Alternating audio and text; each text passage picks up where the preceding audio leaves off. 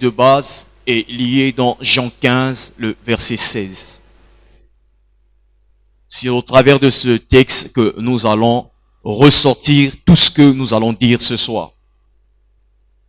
Donc en d'autres termes, nous allons faire l'exégèse de ce thème. Je m'en vais donc lire la parole au nom du Seigneur. Ce n'est pas vous qui m'avez choisi, mais moi, je vous ai choisi et je vous ai établi, afin que vous alliez et que vous portiez du fruit et que votre fruit demeure, afin que ce que vous demanderez au Père en mon nom, il vous le donne. Alléluia. Est-ce que quelqu'un a lu cela avec moi? Non, je disais, est-ce que quelqu'un a lu cela avec moi? Alors, nous devons vivre nos vies selon les desseins de Dieu qui est notre Créateur. Je disais que nous devons vivre nos vies selon les desseins de Dieu qui est notre Créateur. La question que nous devons nous poser en ce jour, c'est pourquoi devons-nous chercher la distinction? Pourquoi devons-nous chercher la distinction? Au départ, je disais que nous devons vivre nos vies selon les desseins de Dieu qui est notre Créateur. Alors, nous devons nous poser une question. Pourquoi devons-nous chercher la distinction? La réponse à cette question va encore nous emmener à plus développer ce que nous allons dire.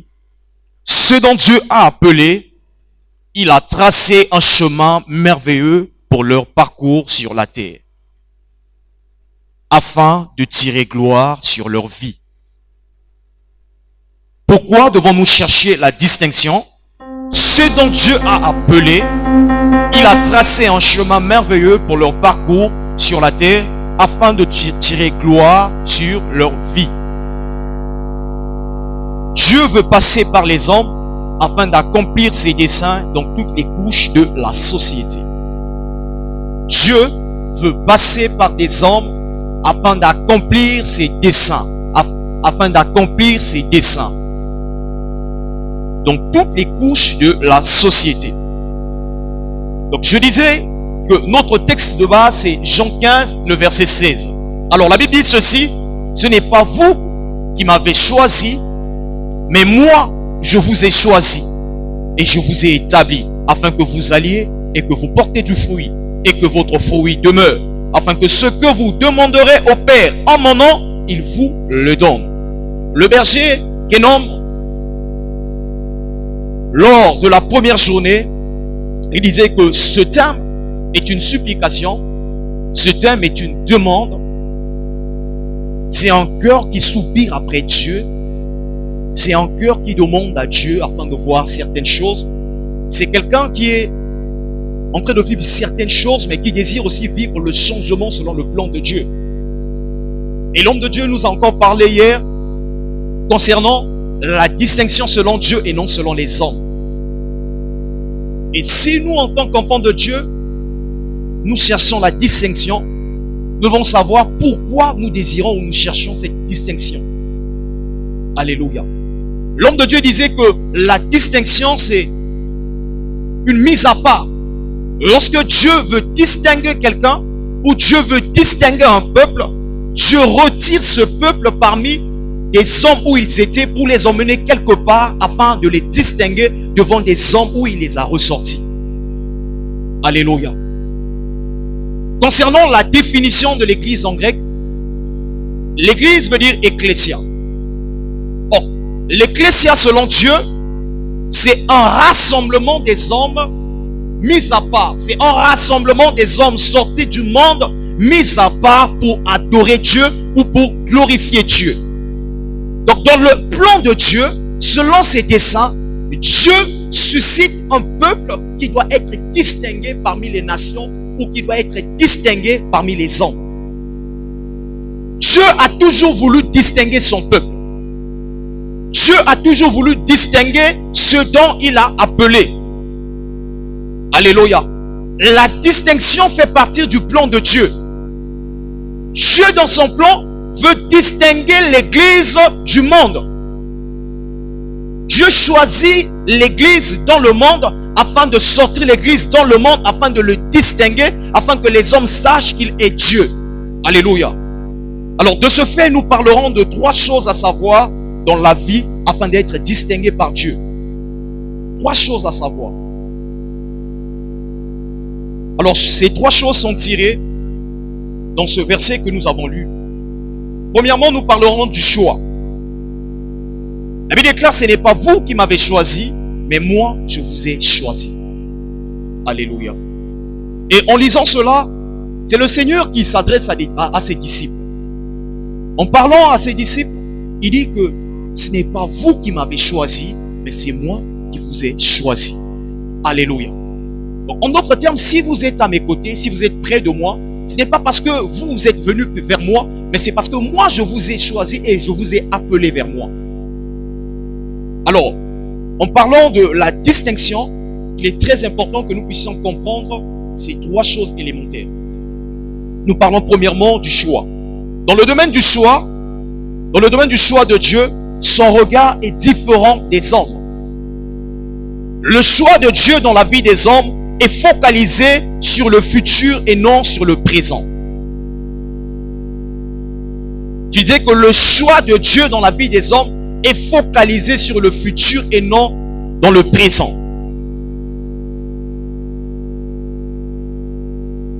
Lorsque les hommes viennent choisir, les hommes dans leur choix, ils ont des critères.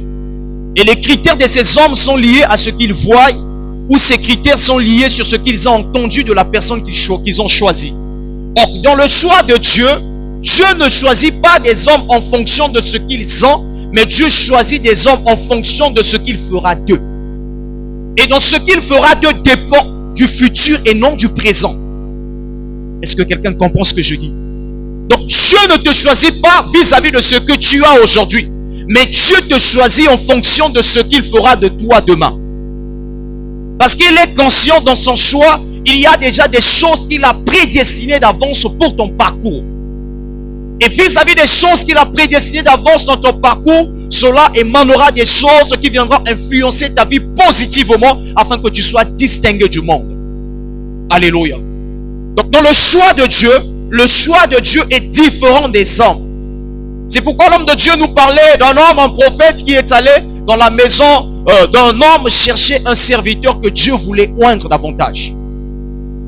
Et lorsque cet homme rentre dans la maison, il constate que dans cette maison, il y avait un homme, un bel homme qui était élégant, costaud. Il se dit que c'est celui-là que Dieu a choisi. Alléluia. Donc le choix des hommes est différent du choix de Dieu. Dieu ne choisit pas à cause de l'éloquence. Dieu ne choisit pas à cause d'une sagesse quelconque. Dieu ne choisit pas à cause des diplômes quelconques. Mais Dieu choisit parce qu'il sait qu'au travers de toi, il accomplira ses desseins dans la société. Alléluia. C'est pourquoi lorsqu'il arrive, il voit un certain Eliab, mais son regard est sur cet homme. En réalité, Dieu ne regardait pas cet homme qui était à côté du prophète, mais Dieu avait un plan autrement du plan du prophète. Dans le livre de Psaume 65, le verset 5, il est écrit: heureux celui que tu choisis et que tu admets dans ta présence, pour qu'il habite dans tes parvis.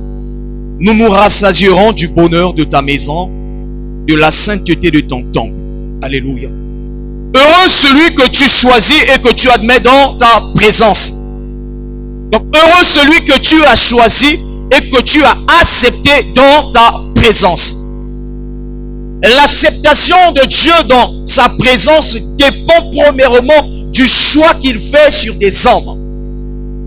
C'est pourquoi au départ je disais que Dieu a toujours voulu dans son plan que nous soyons des hommes ou des femmes qu'il doit passer afin de nous distinguer. Heureux celui que tu as choisi et que tu admets dans ta présence pour qu'il habite dans tes parvis. Pour qu'il habite dans tes parvis. Donc avant d'habiter dans les parvis, Dieu commence d'abord à choisir un peuple.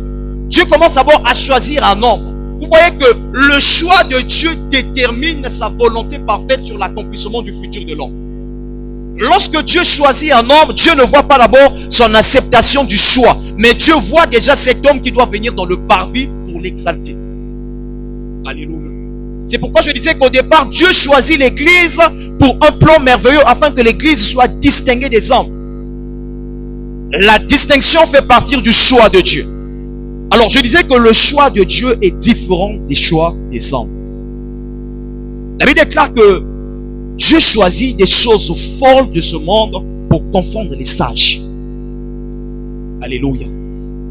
Dieu veut confondre les sages dans son choix. Pourquoi? Parce qu'il y a des hommes qui se glorifient qu'ils sont intelligents. Il y a des hommes qui se glorifient qu'ils ont de la capacité d'accomplir certaines choses. Il y a des hommes qui se glorifient de ce qu'ils sont capables de créer certaines choses. Mais Dieu, dans sa dimension de grandeur, Dieu, qu'est-ce qu'il fait? Il choisit des faibles, des choses faibles afin de confondre les sages. Dieu choisit des hommes méprisés afin de confondre ceux qui sont vus aux yeux des hommes.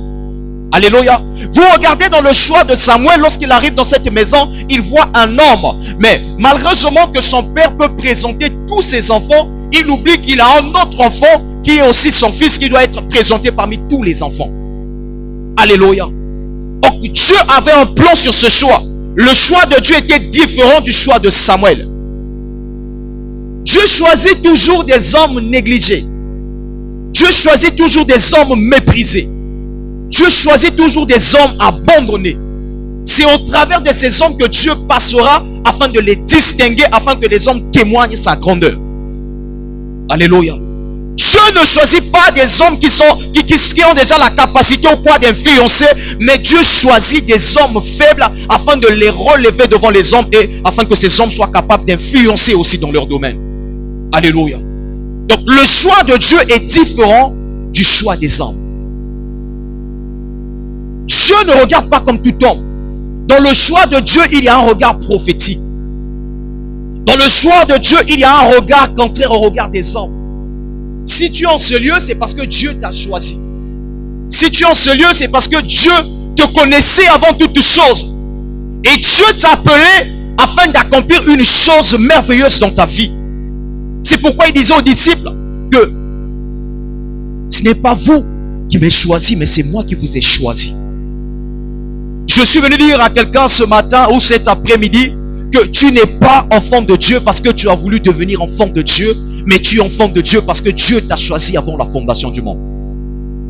Ta position actuelle détermine la position de Dieu dans ses plans, dans son dessein sur ta destinée. Tu es ce que tu es aujourd'hui parce que Dieu l'a voulu avant la fondation du monde et non parce que les hommes ont voulu. S'il y a quelqu'un qui est passé par ta vie ou par dans un domaine quelconque afin de te rapprocher de Dieu, ce sont des raccourcis. Mais dans le choix de Dieu, Dieu avait établi toutes choses avant même le commencement de toutes choses dans ce lieu. C'est pourquoi il dit à Jérémie, avant que tu sois dans le ventre de ta mère, je t'avais choisi, je te connaissais. Alléluia. Tu n'es pas prophète parce que je veux que tu sois prophète, mais tu es prophète parce que je t'avais déjà choisi comme étant prophète avant que tu sois dans le ventre de ta mère. Alléluia. Tu es ce que tu es aujourd'hui, non parce que les hommes ont voulu, mais parce que Dieu l'a voulu. Peu importe ce que tu peux vivre, traverser sur ta vie, n'oublie jamais que tu es le choix de Dieu. Ce soir, je suis venu parler à une femme ou un homme que Dieu a choisi. Je suis venu parler à quelqu'un qui peut voir des choses, qui peut sembler voir des choses n'est pas bougé dans sa vie, n'est pas avancé. Il croit que Dieu ne le connaît pas. Je suis venu te dire ce soir que Dieu te connaît. Alléluia. Nous allons encore lire en deuxième texte, 2 Thessaloniciens 2, le verset 13. Pour nous, frères bien-aimés du Seigneur, nous devons à votre sujet rendre continuellement grâce à Dieu, parce que Dieu vous a choisi dès le commencement pour le salut, par la sanctification de l'Esprit et par la foi en la vérité. Alléluia. La Bible déclare que Dieu vous a choisi dès le commencement pour le salut. Alléluia. Donc, le salut dont la Bible parle en ce moment, c'est le salut final. Parce que l'apôtre Paul s'adresse à cette jeune église de Thessalonique qui menait un combat sur la foi, dont ils étaient persécutés. Après que l'apôtre Paul a reconforté cette église à ne pas baisser, à rester ferme dans leur foi, dans leur engagement, il les rappelle encore une chose, que vous avez été choisis par Dieu dès le commencement. Donc, ne craignez pas ce que vous voyez aujourd'hui. Ne baissez pas les bras à cause des persécutions. Mais Dieu vous a choisi dès le commencement. Donc, avant que la persécution que tu vois aujourd'hui n'arrive, Dieu t'avait choisi avant toute chose. Et Dieu savait que tu rencontreras cette persécution. Alléluia. Avant que tu rencontres ces douleurs aujourd'hui, Dieu te connaissait avant toute chose. Et Dieu savait pourquoi il t'avait choisi, afin que tu affrontes ces douleurs pour son salut final. Alléluia. Paul est en train de reconforter cette jeune église. Cette jeune église qui se distinguait parmi les nations. Il dit qu'on ne cesse de parler de votre foi. Et je ne cesse de bénir Dieu pour ce qu'il est en train de faire au travers de vous. Cette église s'est distinguée dans leur attachement à Dieu. Mais la distinction n'est pas juste liée à un domaine de ton travail, mais même ta distinction doit être aussi liée sur ta foi. Tu dois être distingué là où des hommes peuvent abandonner à cause de l'argent, là où les hommes peuvent abandonner à cause des épreuves, mais au milieu de ces hommes, tu dois être celui que Dieu doit distinguer. Celui qui ne doit pas baisser les bras, celui qui ne doit pas abandonner la foi, celui qui ne doit pas abandonner Dieu à cause des situations présentes, mais que celui qui doit fixer ses regards vers Dieu à cause de son salut final.